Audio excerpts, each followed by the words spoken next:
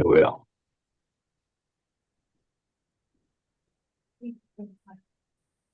So, having explained why I thought that this meant that lobho nominative supplied verb is, the nidanam, lobho is the nidana for what? For the samudayaya, for the arising of kammas. I then proceeded to ask whether anyone now still wants to deflect me from that in interpretation. Maybe you're doing it out of compassion. However, there is one further thing. Nidana. Let us say, for the sake of argument, that there was a real ambiguity of whether it means a cause of something or an effect of something. Again, the giveaway would be the dative, the samudayaya, because very often the dative has the idea of, well, usually is towards something, being conducive, something leading to something, resulting in something. That's pretty much the standard meaning for the dative, even more particularly in Pali than in Sanskrit, where the dative is in much wider use. So looking at the nidanam together with this dative there, I don't see any other plausible interpretation apart from it being a nidana leading to, therefore something that is causative of, the causal link of the arising of kammas. And that's a matter of fairly ordinary Pali, I would say. And then exactly the same with doso. Nidanam kammanam samudayaya, and then moho nidanam kammanam samudayaya.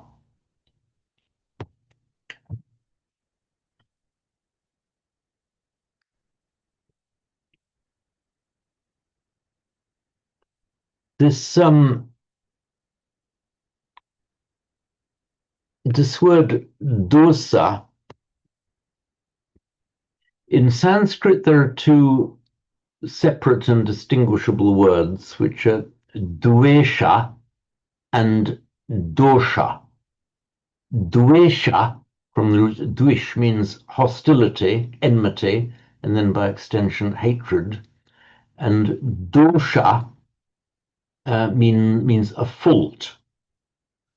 They both have become dosa in Pali, and sometimes in the texts it's not easy to distinguish which one is meant. And in fact, the Pali Text Society's dictionary goes as far as to say sometimes they're almost treated as the same word, though in Sanskrit they are distinctly different, dvesha and dosha.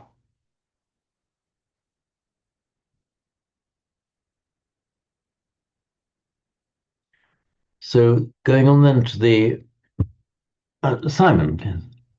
With the dosha root, which of the two, if either of them, informs dussati and padussati, to do wrong to somebody or to harm them? Is that that is distinctly from the dus root, and that's the dosha root. Okay, so okay.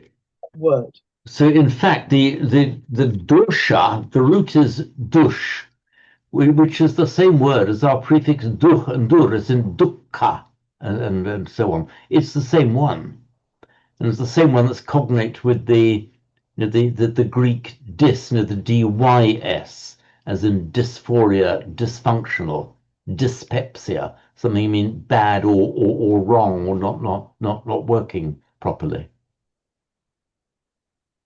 And if you get padussatin, padutta, for example, which would be pradushta in Sanskrit, which is padutta in Pali, it means corrupted, kind of wrong or full of dosha through and through, full of fault and wrongness through and through.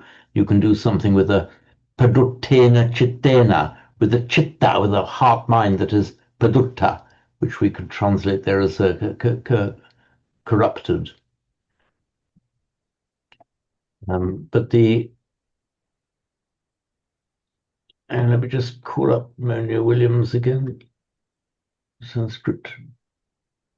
Oops.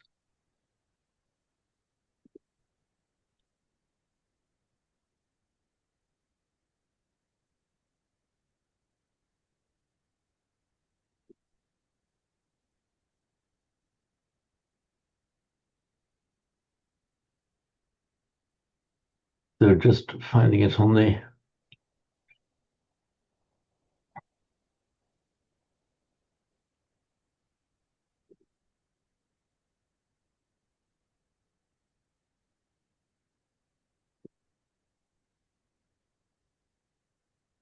so this is in Monia Williams now saying dosha, and it's from the root dush, and it's from that root dush then that we get the duh and dur. Let me just turn up dush for you. So dushyati just means to become bad or corrupted. It's not actually that common as a verb, but as we know, it's very, very common as the prefix duh and dur, meaning wrong or bad.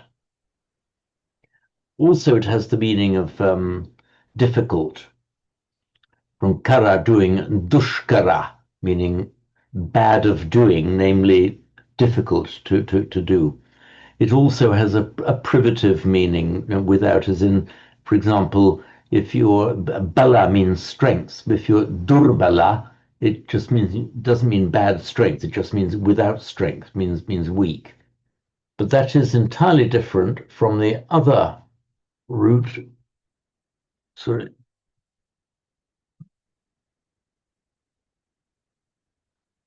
from the other root, duish, meaning to hate.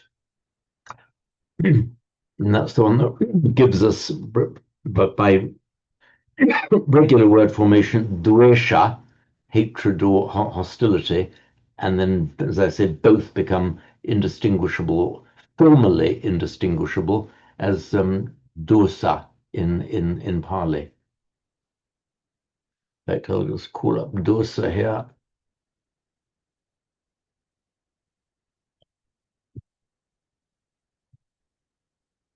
Anyway, so yeah, dosa.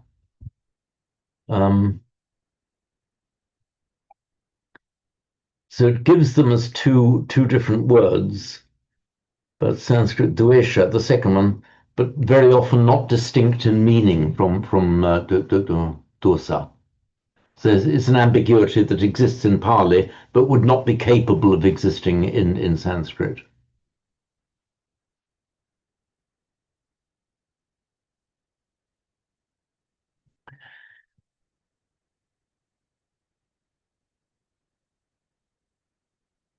So the next sentence, yam bhikkhave lobha pakatam kammang lobhajam lobha nidanam lobha samudayam tang kammam akusalang tang kammang savajjang tang kammang dukkha vipakam tang kammang kamma samudayaya samvattati natang kammang kamma nirodhaya samvattati. So this then actually, if we read this in conjunction with the previous sentence, it does remove any potential ambiguity that there might have been. So he's describing here the various forms of kamma, lobha pakatam, created out of greed, lobhajam, greed born, lobha nidanam, caused by greed. Now here, the nidana has to mean the cause rather than the effect. Because lobha pakatam, made from, created from lobha, These are virtual synonyms here. Lobha jam, lobha born, born of lobha. Lobha nidanam, um, caused by. So lobha jam, lobha nidanam might say not quite synonyms, but virtual synonyms. Lobha born, lobha caused. Means born of lobha, caused by lobha. Lobha samudayam here means arising, coming into being because of lobha. Simon. Presumably these are tapurisa compounds, and I'm just wondering whether they should be read as the ablative, like pakatang, born, done from lobha, or instrumentals done with or by means of, because there's this kind of subtle difference, isn't there, that the lobha could exist as opposed to something that generates it. In the first one, lobha pakatam. Sorry, can you just say, so apply that reasoning, say to the first one, lobha produced. Lobha, but pakatam, by the way, it would be in Sanskrit prakritam, lobha prakritam, and this is the same prakriti, which means nature. The general, but is producer the prakriti, cognate with the Latin procreate. So prakriti, the procreation is the Sanskrit, is the standard Sanskrit word for nature, which is in Pali pakati. This is, but from the root prakaroti, pakaroti in Pali means to produce, to make forth. So this is lobha created. I'm thinking if it's okay, created or done, but there's still um, a, a potential difference between, I mean, if you break it down, lobha, lobhamha, lobhasma pakatang, Mm-hmm. from the greed, or lobhena, by means of greed or with greed. There's kind of a psychological difference, isn't there? One, the greed is generating it. The other one, you've kind of accessed the greed in order to do it. Yeah, okay. So if you treat it as an ablative compound, lobha or lobhasma pakatam, born from or by reason of greed, or sorry, not born, created, or made by from greed. Lobhena pakatam, if you treat it as an instrumental compound, that would seem slightly unnatural to me. It's the greed in a person, the greed within a person has resulted in a certain kamma. So it's the greed acting on a person who the person has acted out of greed. If you put it as an instrumental compound, yes, linguistically you could, but that would suggest that it was the greed itself that had the agency. It's a subtle distinction.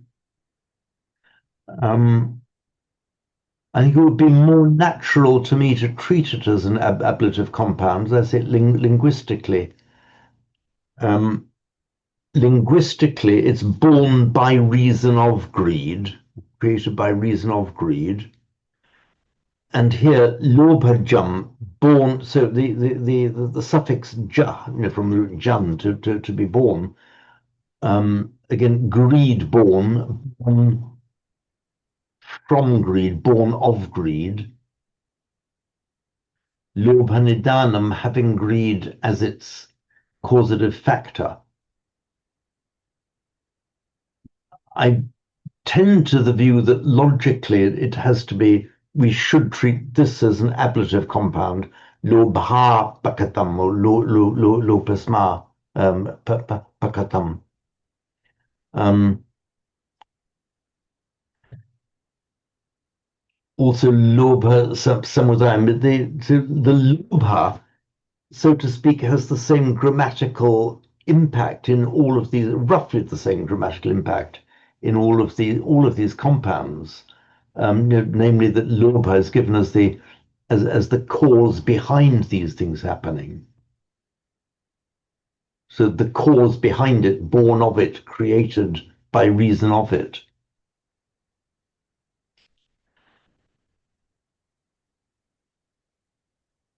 I don't think the answer is absolute, but this is what the text suggests to me.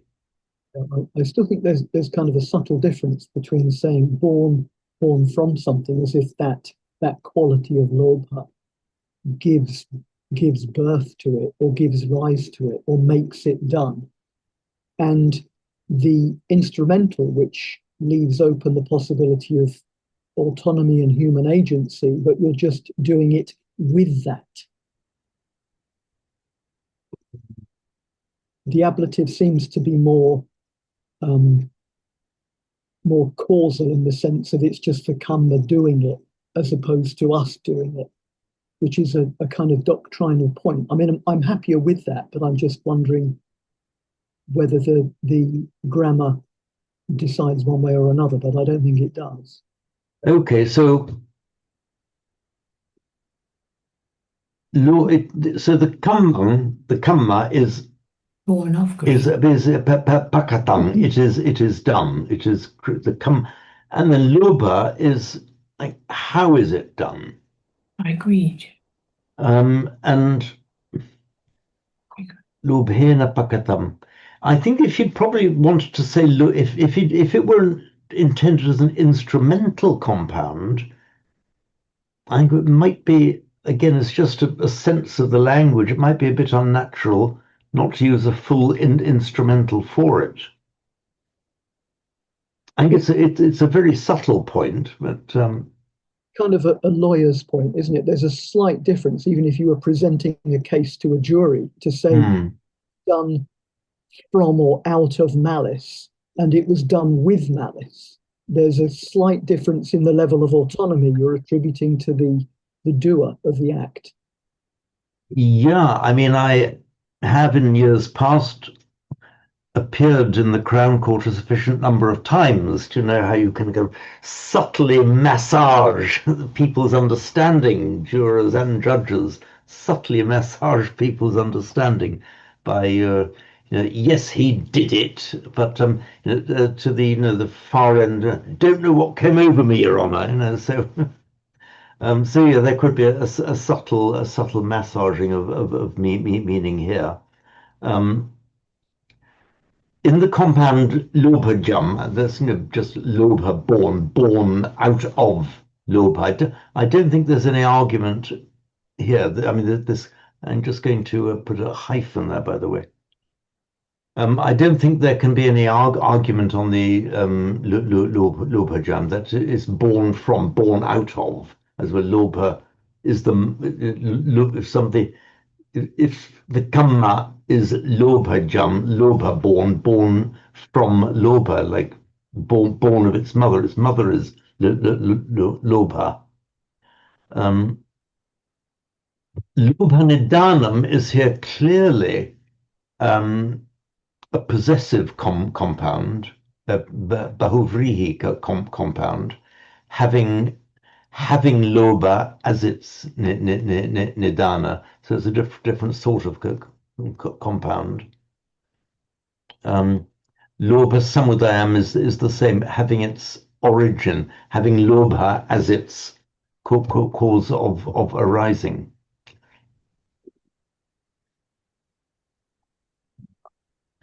If you look at all of the others which are not capable of being instrumental compounds, but all have more just say it's Loba that lies behind it, not Loba that did it, but Loba that lies behind it. And that's how, because of the way all the others are expressed, my tendency is to treat this loba pakatam as being the same. Other was kind of you kind of break the logical sequence. I think these are meant to be kind of near synonyms.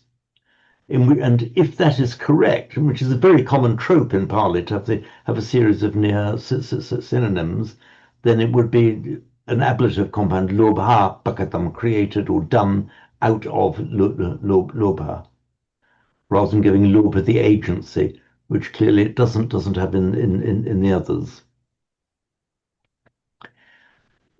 This has become one of the rather more abstruse sessions that we have had. So let's try and get a little bit less abstruse than tam kamang akusalam. That's a pretty bold, that kamma, that act is unskillful. Tam kamang savajam. That kamma is blameworthy. Tam kamam dukkha vipakam is dukkha ripening. So it ripens in dukkha. Simon. Sorry, yeah, this is a very straightforward one. Savajjam, obviously avajja, is the sa with avajja, or is it own avajja? This is with avajja. So you've got the root vad to say, vadya, in Sanskrit, vadya, Pali, vajja, sayable, avajja, unsayable, and in English we have the equivalent unspeakable. That was something so horrible you can't do something unspeakable. But actually, then it has a rather more attenuated meaning in Sanskrit and Pali. It just means fault or something blameworthy. If it's a sa avajja, it means it is connected with the avajja, connected with that which is blameworthy.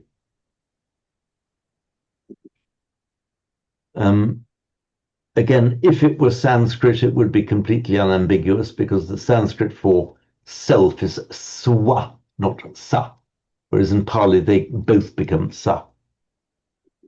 So tang kaman dukkha vipakam. So the vipaka, literally it's the ripening, as in the ripening of the kammic fruit.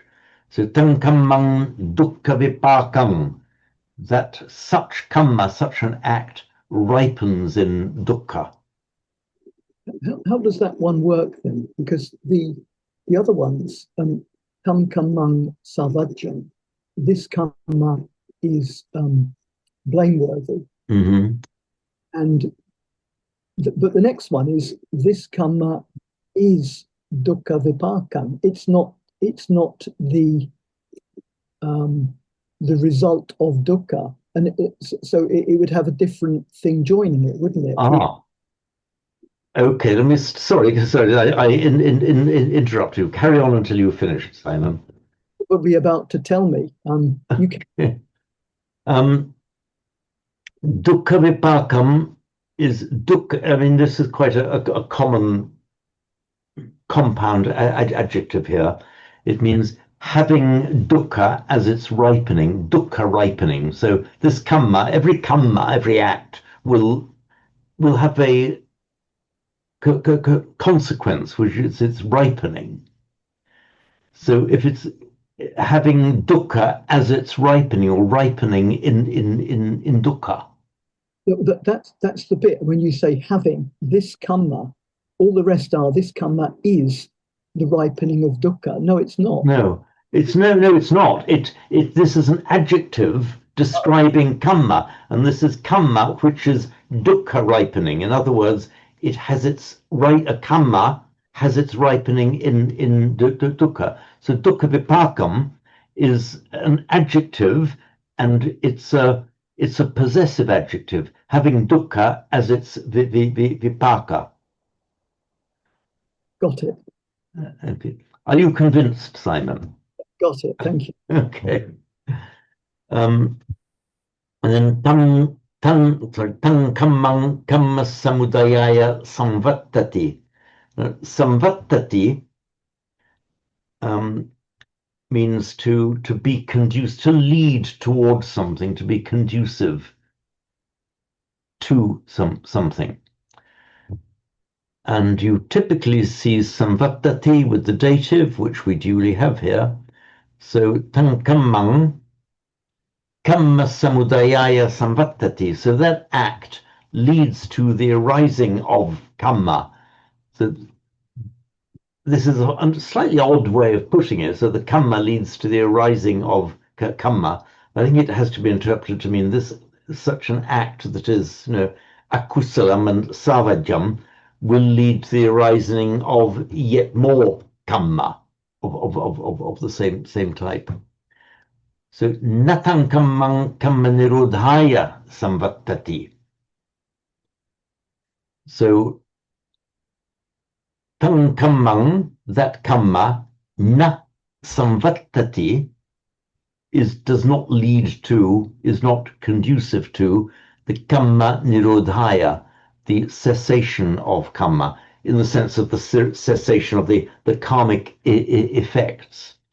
So in this sentence, you actually see kamma used in two senses. One is the actual doing of something, which is its basic meaning,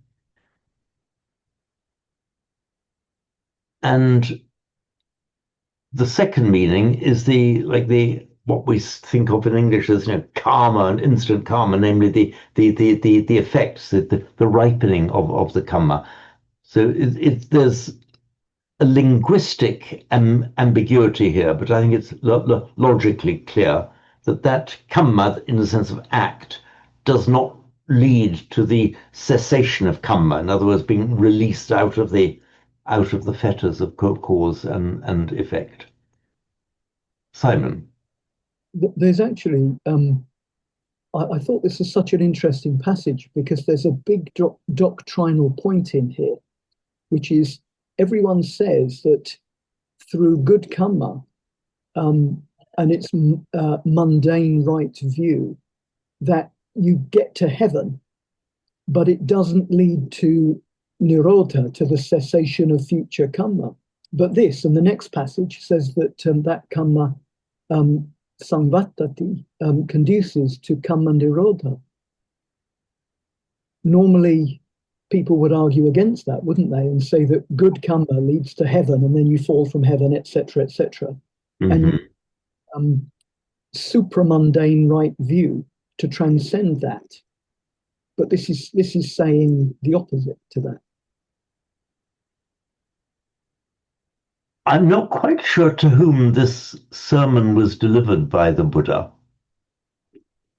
But remember that he did say things that did appear contradictory, depending on context and who he was talking to at the time. This does suggest that his audience is probably of maybe a spiritually more advanced type, who actually want even to transcend, getting to heaven, in the knowledge that, pleasant though it may be, it will not be the complete end of suffering. I think here he has to be referring to the good kamma, kusala and akusala, and the kusala does lead to the kamma nirodhaya, in the sense of being completely free of all bonds of rebirth, even in heaven. So I agree that on the face of it, there does appear to be a doctrinal contradiction there. But I think it's more apparent than real. I think this one is clearly referring to being the total liberation from the bonds of karma. Which normally would need more than good karma, wouldn't it? It would normally need something like insight, as opposed to just doing good deeds.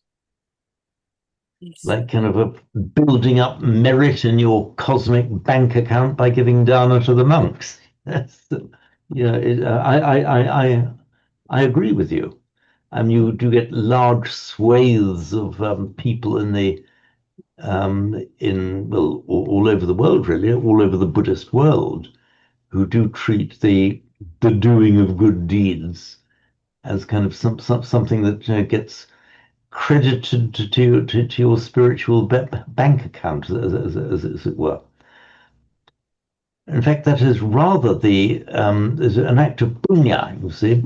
So, I mean, by translating that word as merit, that suggests that there's a kind of commercial aspect to it.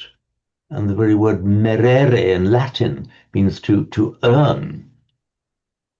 And so merit is something that you've earned, something that's credited to your account.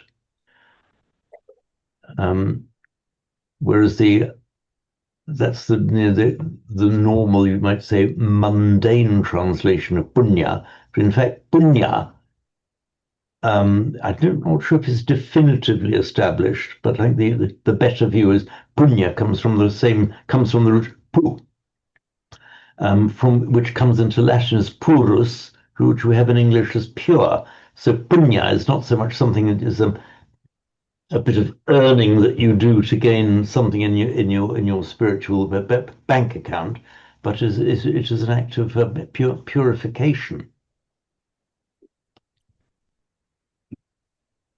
So back to where we were.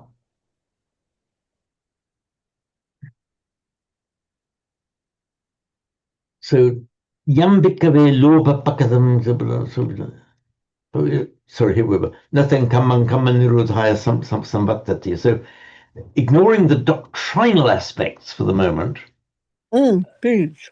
So was somebody speaking then? Okay, no, okay. So kamman, that's the kamman, all of these various unskillful forms of acting. Kamman, that kind of kamma, na samvattati, is not conducive to, does not lead to kamma nirodhaya, the cessation of kamma, which I think has to be interpreted here to mean the complete ending of the bonds of kamma. Some texts are a bit more subtly doctrinal than others, I think, Simon. Because some of the sermons given are directed at the villagers. Others are directed at monks who've just emerged from a difficult and strenuous 4-month rains retreat. And you can see from the way that they're put that a sermon or sutta that the Buddha will give when wandering through the countryside and talking to the villagers is framed in a rather more villagey way than those that are directed at the monks. And Paul Denison. And sorry? And Paul Denison. And Paul Denison, indeed.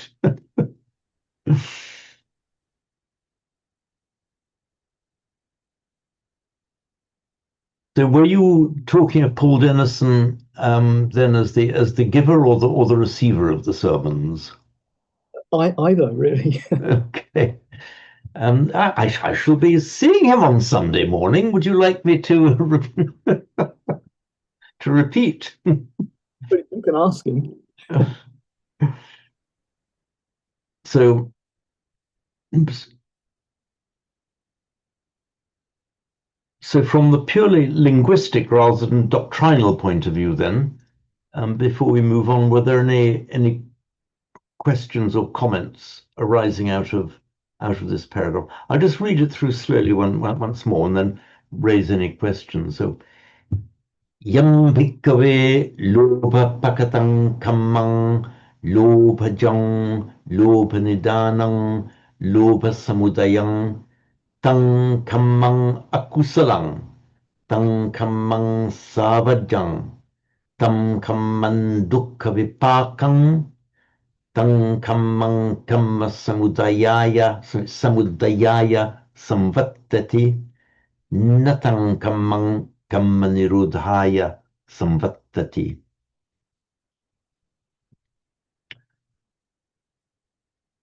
By the way, this samvattati is etymologically cognate with the English via Latin word convert. To convert originally mean to turn something towards you, turn something with you. This samvartati in Sanskrit and convert are etymologically, as I say, the same word in English, but in Sanskrit and Pali it means more to conduce, be conducive to something. Incidentally, cognate, sorry, not cognate, from the same root, vartati and pravartati.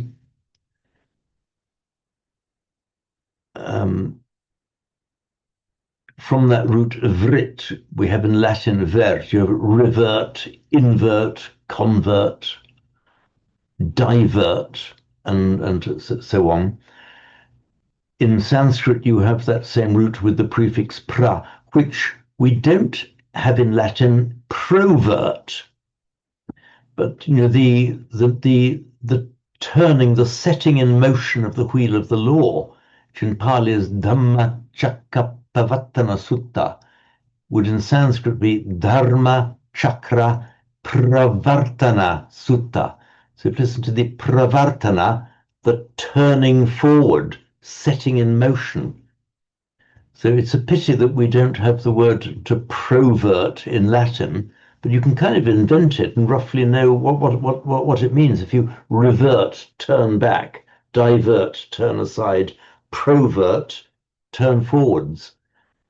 And so that's what we have in the Dhammacakkappavattana Sutta.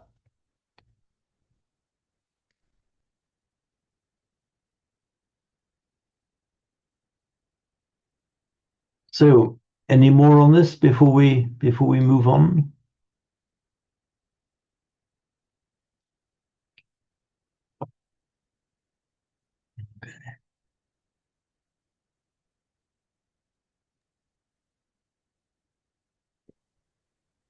James, Duncan, yes.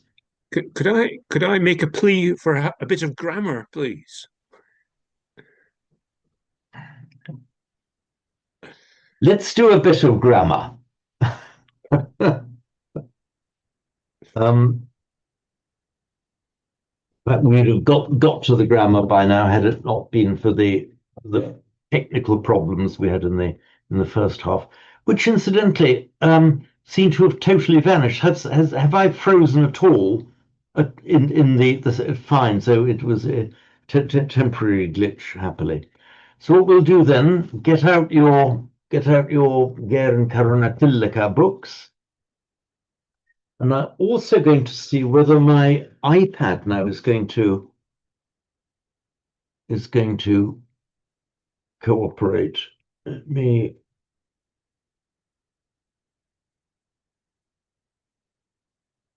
That could explain it, because the link from my iPad to the screen, whereby you can see me writing on my iPad, does also work via the Wi-Fi within the house. Let's just see if this is going to work.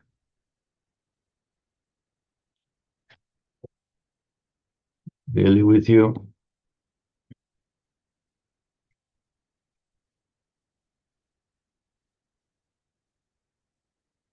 Duncan, I feel relieved that you asked for grammar. I was getting a bit brain beaten over all this.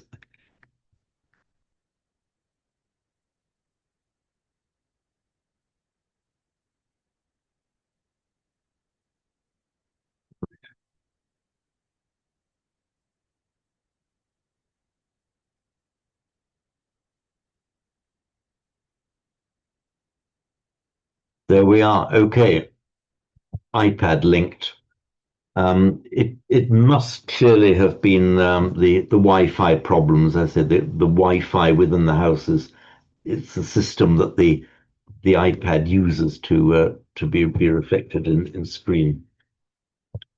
So I'll just unshare for the moment. We'll look at a little bit of grammar.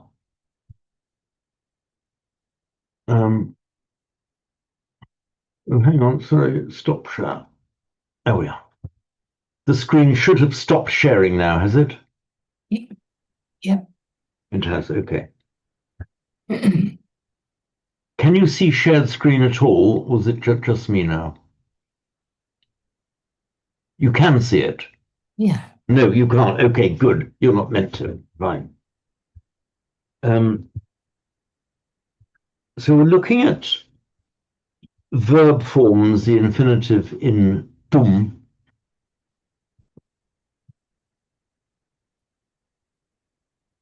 There's a little bit more to it than just tum equals infinitive ending, but I won't deal with that just now.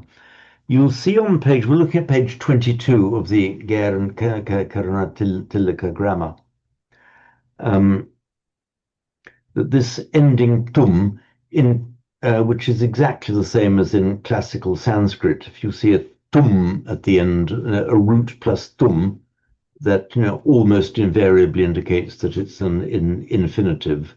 And the infinitive is you in many cases actually used pretty much as in English. So I want to do something. I want to go. Gantum ichami.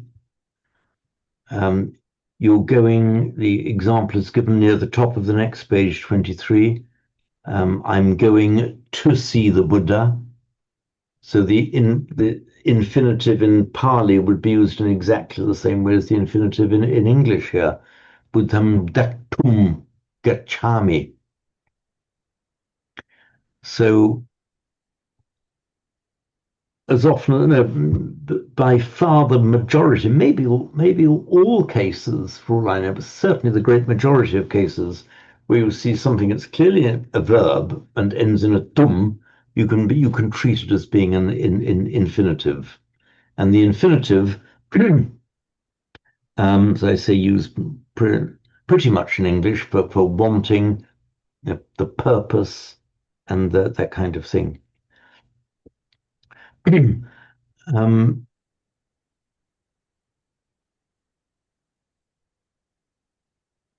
If you go back to the Sanskrit, here it's talking about irregular forms. In Sanskrit, the infinitive actually is rather simpler than in Pali. You just take the root, pretty much, you take the root and add tum.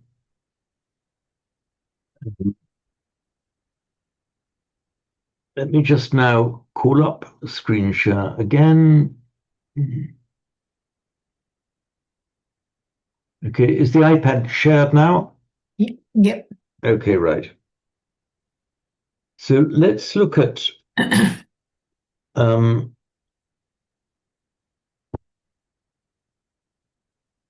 root gum, to go, and just add tum to the root. And of course, the M before a T will automatically become an N. So that gives it, which is regular gantum. Root da, to give, would be datum. And Sanskrit root nya, to know. Again, regular nyatum. I want to know. So the jnatum would just become nyatum in Pali. I want to know nyatum ichami, nyatum ichami. If you look under 4.1 on page 22, it talks about adding the tum ending to the present stem. Pali has actually rather complicated this entire business of the infinitive.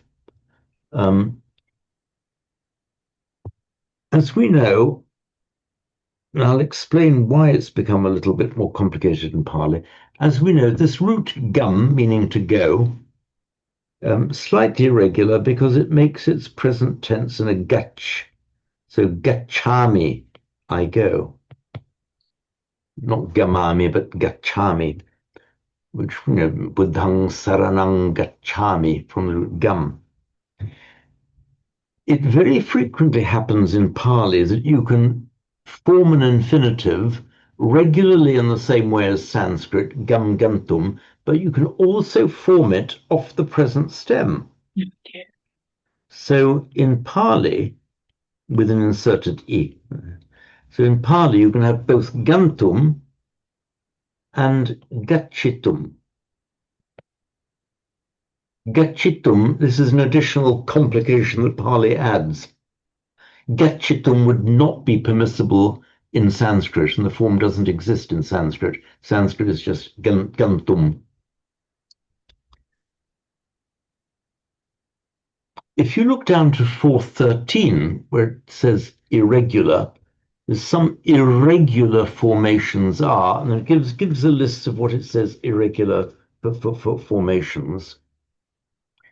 The writers of this grammar have strenuously avoided, in almost all cases, any reference to Sanskrit. And in so doing, they have made a couple of remarks that are correct enough if you look at Pali in isolation, but that deprives us of the benefit of seeing what the Sanskrit is that lies behind the Pali. So, for example, if you look at the second, if you look at paragraph 413, just halfway down page 22, the second example where it says some irregular formations are gachati, goes, infinitive gantum. Well, in fact, if you go back to Sanskrit, gantum is the regular form. If you look at the next one, janati, knows. Irregular form gnatum. In fact, gnatum is a completely regular form. It's gnatum. So let me just explain why. You have let's look at Sanskrit, the root gna, meaning to know. I can't remember whether we have discussed at all within this group the various classes of verb, but there's one class of verb that adds in a na into the middle before the verb ending. So in Sanskrit, for I know, you don't say jnami, you say janami, you add that na in. That's known as class 9. In fact, what I think I will do, I will refer you to a particular video I've done about the different classes of verb. Sooner or later, you're going to have to do them. So I'll send you a link. Did I detect a flicker of something upon your countenance, Duncan? Right. It's something you've got to face sooner or later. A smile. A smile. I thought it was. A wry Scottish smile. Yeah. At the thought of studying the 9 classes of verbs. It's not as bad as it sounds. But now I'm going to spend a moment on this particular root because the verb gna, or the root gna, to know, is so common that it's just worth knowing what happens. This is a verb. This is a class 9 verb, which means that it adds a na before the ending. So you have root. There's a double irregularity here that I'll get to in a moment. Nya.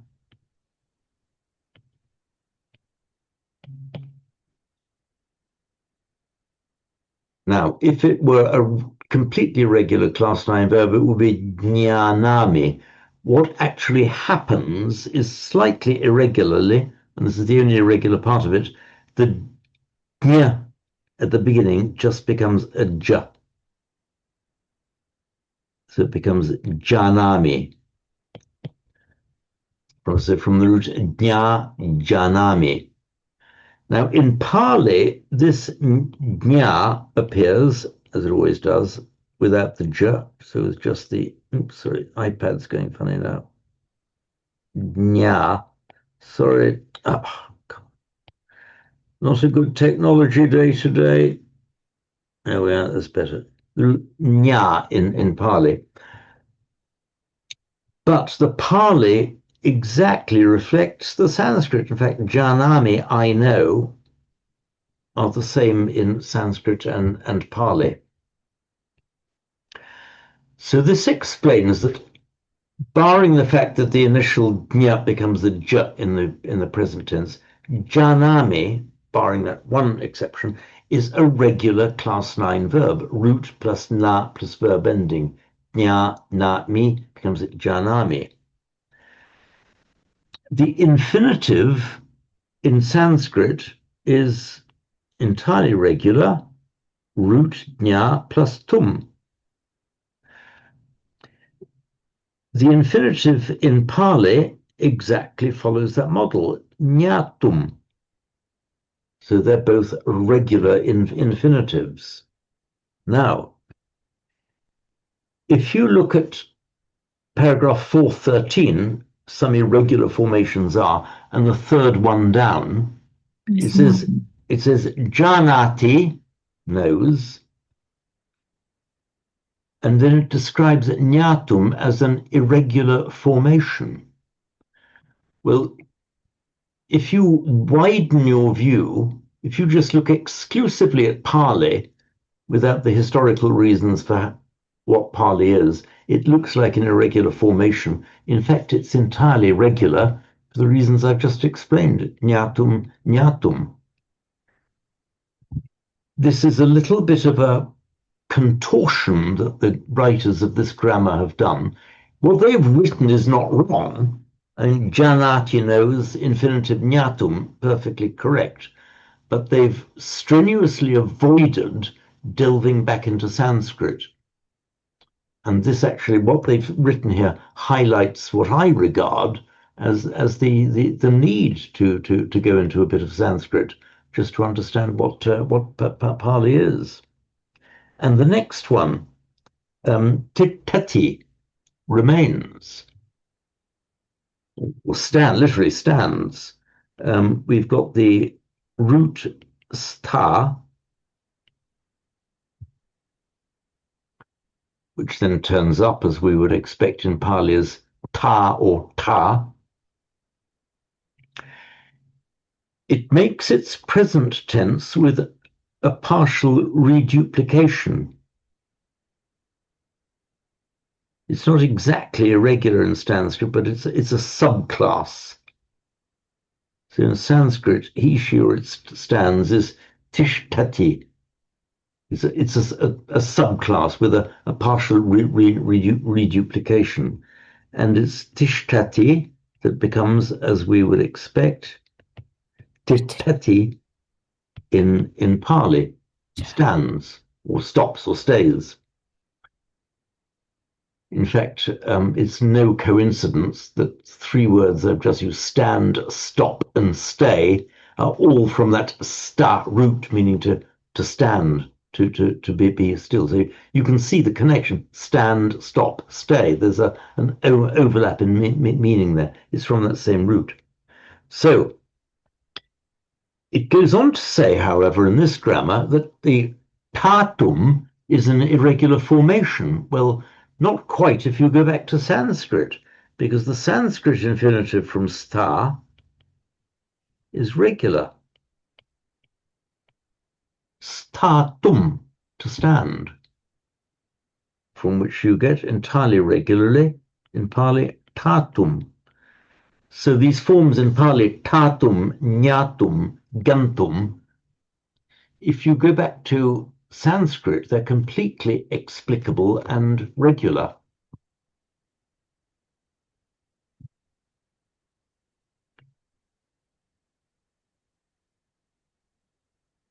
And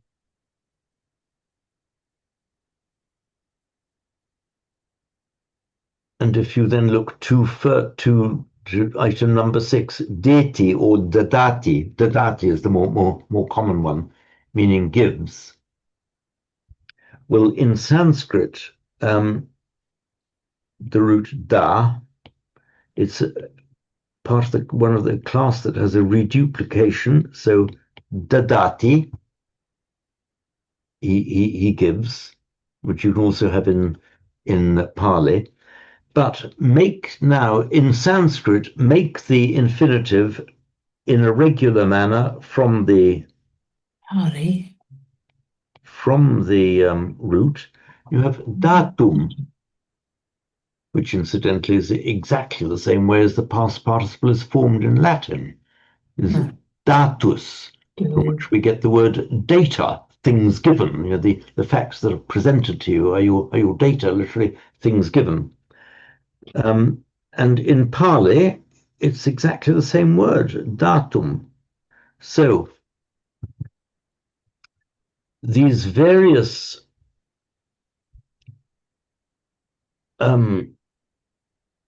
things that are described as irregular formations, okay, note what they are. But for the Sanskritists among you, if you want to delve back into the Sanskrit, it's all in fact fairly regular. If you go back to the Sanskrit and see how the infinitives have come into Pali directly from the Sanskrit. And the same for the last item on this list, sunoti.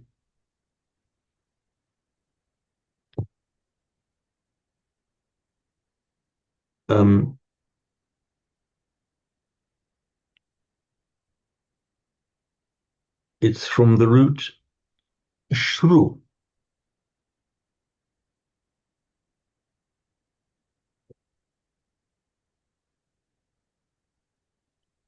which then he, she, or it hears in Pali. It's a no root, a class 5 verb, regularly shrinoti, which gives us the Pali sunoti.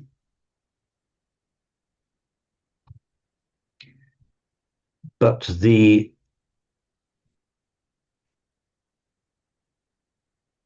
infinitive, a guna of the root becomes shrutum in Sanskrit and sotum in Pali. Again, a regular formation in Pali.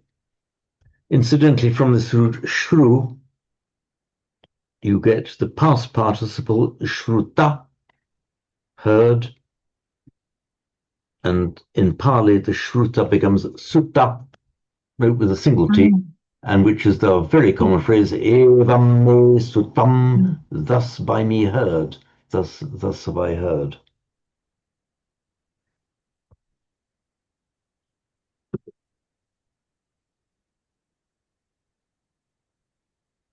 You still wish you'd asked for some grammar, Duncan?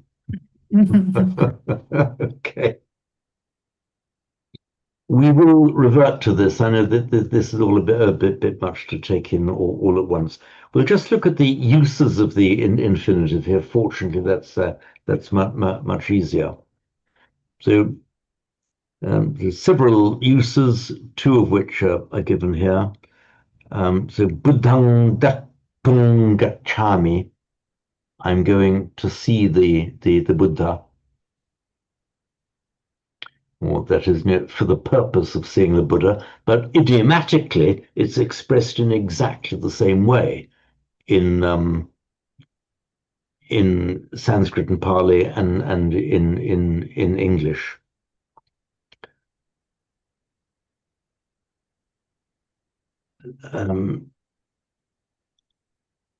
So here, by the way, the way it's expressed, I'm going to see.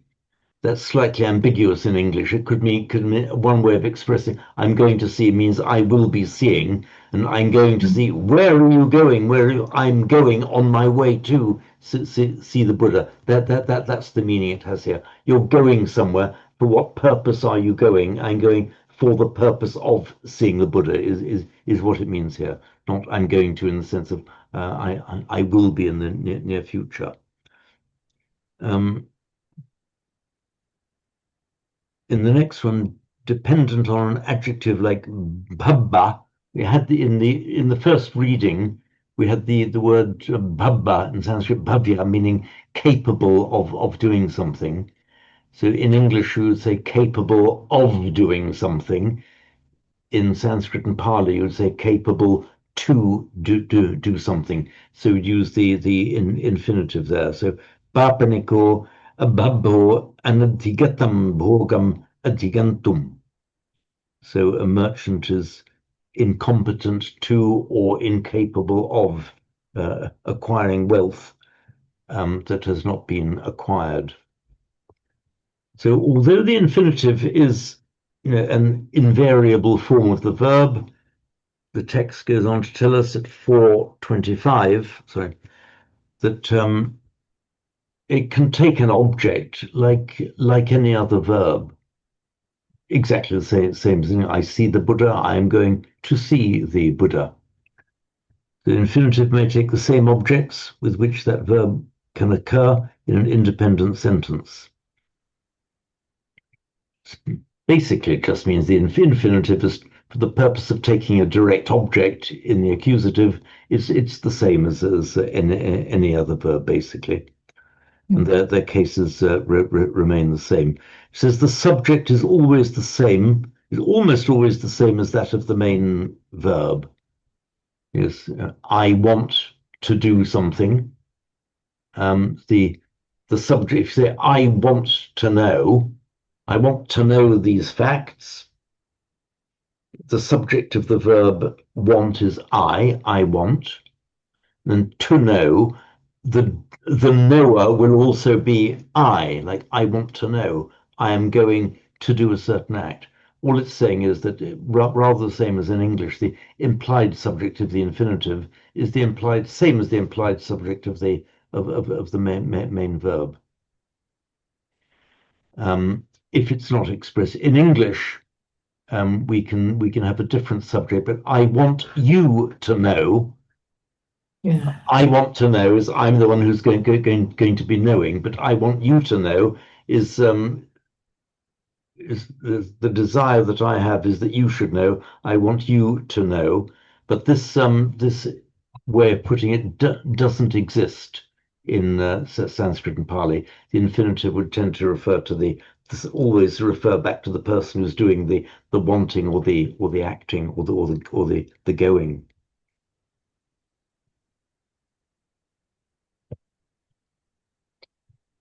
I'm left with the slightly uncomfortable feeling that this has been slightly more opaque than I would have wished.